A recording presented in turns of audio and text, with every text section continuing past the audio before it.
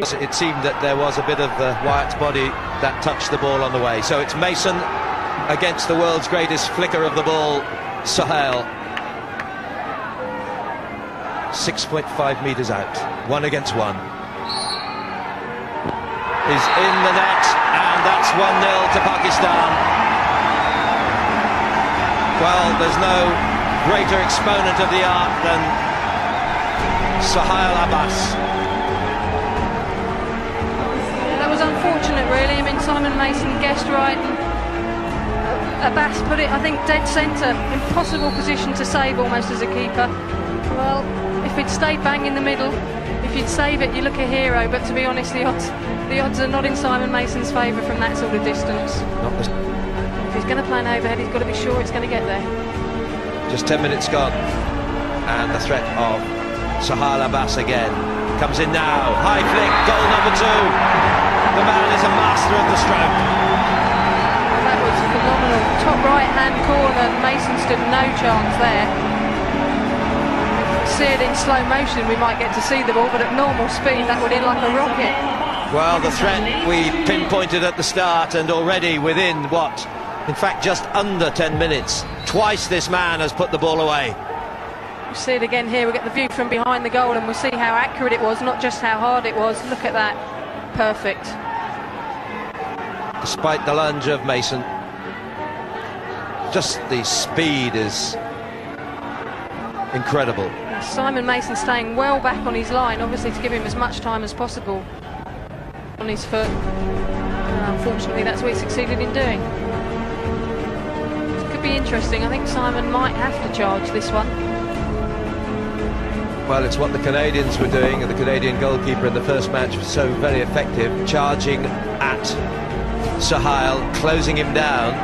It's a gamble, but if they can't get round you by retaining control, and here he does charge into Sohail, but there's the danger.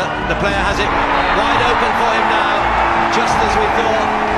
That's the risk, because if they can flick it away and get round the goalkeeper, it's an open goal, and we saw it happen then. Yes, that was all a bit too easy, really, wasn't it? Sohail Abbas read very quickly that Simon Mason was coming and then just fed it wide, and there, we'll see it here again, but it was quite easy, really. Watch it how it goes across to Nadim. You see Mason's totally committed. Here's Nadim, and really it's an open goal. 3-0, and we're midway through the first half.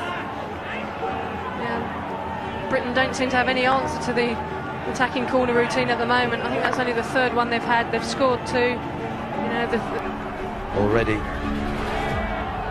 converted by Pakistan, and he's still there, the most dangerous man in the world in this situation. He's still there on the pitch, Sohail Abbas. Is that a bluff again by Mason, or is he going to go? Will he charge or not? Last time it was a disaster. Abbas of the orange boots. There it goes again. Can you believe it? There seems to be no answer. It certainly seems at this moment in time that we don't have an answer to it. I don't know what will be better for Simon Mason. I think you can't alternate, that's for sure. But I think if he does go, he has to go with a lot more conviction than he certainly did the time before. But you see here, yeah, he stays back this time.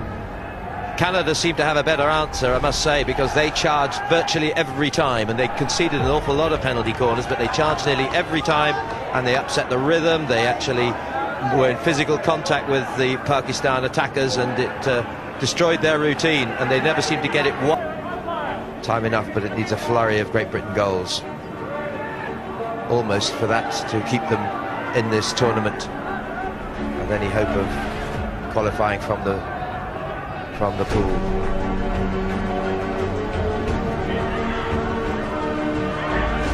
Nadim, skill on the reverse stick, and that could be the clincher. It was a wonderful shot on the reverse. Simon Mason perhaps a bit unsighted, but it was right in the corner. Not too sure at this moment who scored it, to be perfectly honest, but I think it's Atif, I think you're right, yes. That was all, you know, it was a worrying thing at the last minute or two.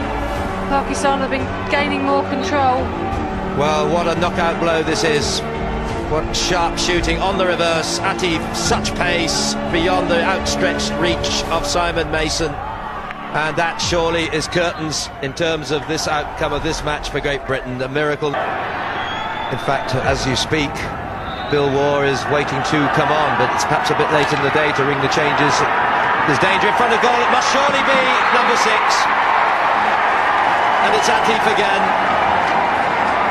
And that was like playing a drill, wasn't it, really? I mean, that was like a training drill. Pass, pass, pass.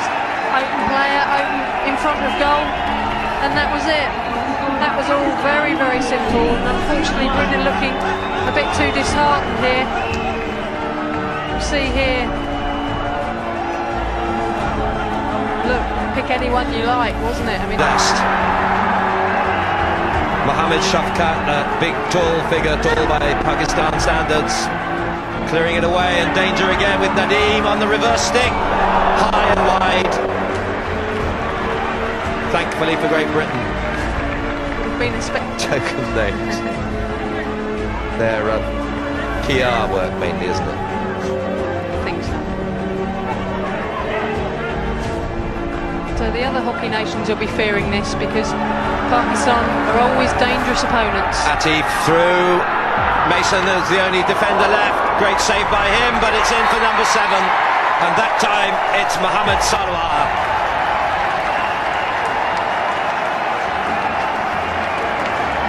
Well, we've been saying they seem to be able to score at will, and that was all again very, very simple, wasn't it? Britain had numbers back there in defence, but just... The only difference between England's conceding 7 goals to Pakistan in the World Cup is that England did at least get 5.